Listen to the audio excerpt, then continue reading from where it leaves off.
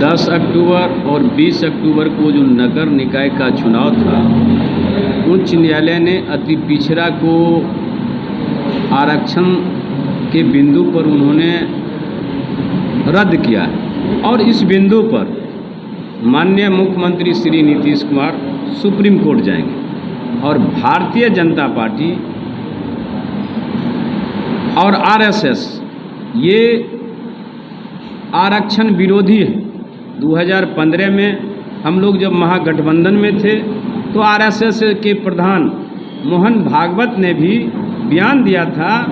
कि इस देश में आरक्षण की ज़रूरत नहीं है और उसी एजेंडा पर भारतीय जनता पार्टी कर रहे हैं। और भारतीय जनता पार्टी तो न्यायालय में किसी से याचिका दायर किया है और आपको पता होगा, सब लोग जानते हैं, आप लोग बुद्धिजीवी हैं, 2006 में पंचायत चुनाव में 20% अति पिछड़ा को आरक्षण मिला और 7 में भी किसी नगर निकाय का चुनाव हुआ, उसमें 20% अति पिछड़ा को आरक्षण हुआ। 3 बार पंचायत का, 4 बार पंचायत का चुनाव हो गया, 3 बार नगर निकाय का चुनाव हो गया। और उस समय जो लोग बोल रहे हैं, जो भारतीय जनता पार्टी और आरएसएस एक ही चट्टे बट्टे के लोग हैं और आरएसएस के एजेंडा पर भारतीय जनता पार्टी चल रहे हैं, ये लोग उस समय हम लोग के साथ थे और उस समय भी लोगों ने उच्च न्यायालय और सुप्रीम कोर्ट याचिका दायर किए थे और याचिका दायर होने के बाद सुप्रीम कोर्ट ने मोहर लगा दिया था कि 20% अति पिछड़ा को आरक्षण मिला और चुनाव हुआ और हम लोगों के माननीय मुख्यमंत्री नीतीश कुमार ने कानून बनाने का काम किया।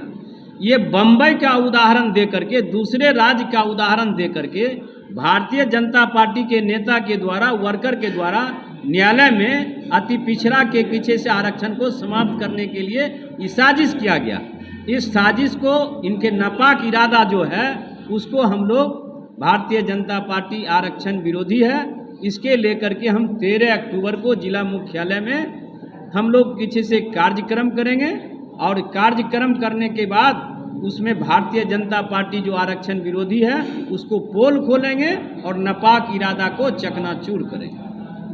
और आप लोग जान रहे हैं कि जननायक कर्पूरी ठाकुर 1978 में अति पिछड़ा को आरक्षण दिया और उस समय से ही नाई, कानू, जोल्हा, पटपर, कुंजरा और किसी नोनिया, बिंद, ये सब लोगों को 130 जाति था, इन लोगों को आरक्षण मिला और इस बिंदु पर सरकारी नौकरी में भी आरक्षण मिला था। ये काम हो रहा था, तो यहाँ तो अति पिछड़ा का 1978 में ही चिन्हित हो गया। और ये भारतीय जनता पार्टी के लोग ये आयोग की बात करें, आयोग के माध्यम से ये 2 साल चुनाव को फंसाना चाह रहे हैं, लेकिन नीतीश कुमार के रहते हुए हम आपको विश्वास दिलाते हैं कि दुनिया की कोई ताकत अति पिछड़ा के आरक्षण को छीन नहीं सकता है। जब तक अति पिछड़ा का नगर निकाय चुनाव में आरक्षण नहीं मिलेगा,